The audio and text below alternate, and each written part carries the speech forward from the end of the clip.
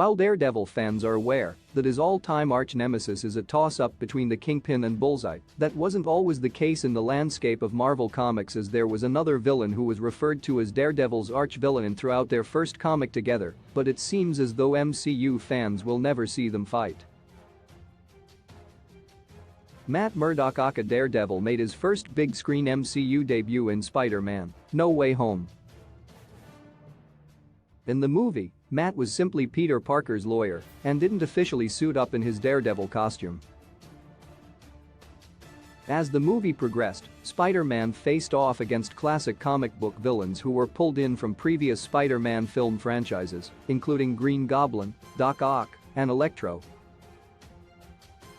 While Spider-Man had his hands full, Daredevil evidently wasn't as available to help him with his crime-fighting problems as he was to assist in his legal trouble, and since he didn't help Spider-Man fight the multiversal bad guys, Daredevil missed his one shot at battling his original Marvel Comics arch-villain, Electro.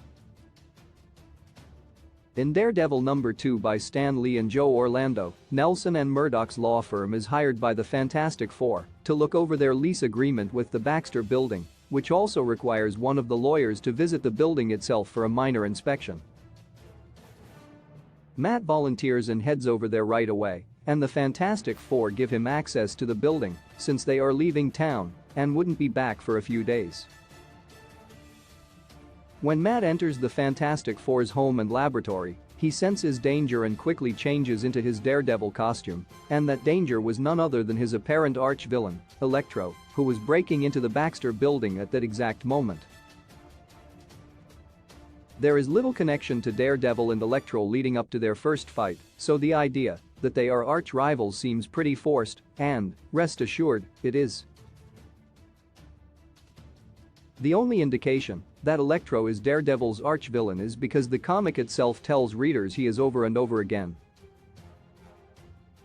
In the caption boxes, the issue says multiple times that Electro is Daredevil's arch-villain, and since this is the first super-villain Daredevil fights in his superhero career, readers are meant to just take that at face value and accept that Electro and Daredevil are the worst of enemies. That being said, it seems as though their rivalry didn't stand the test of time, especially as far as the MCU is concerned, since both characters made their official MCU debuts in the same movie but shared zero screen time together. While the fact that Daredevil and Electro didn't fight in Spider-Man: No Way Home may not seem like a big deal, given the fact that both characters are relatively new to the MCU, there is one thing to keep in mind when considering the MCU's version of Electro: he's from a different universe. Not only that, but by the end of the movie Electro is sent back to his original universe after Spider-Man drains his power.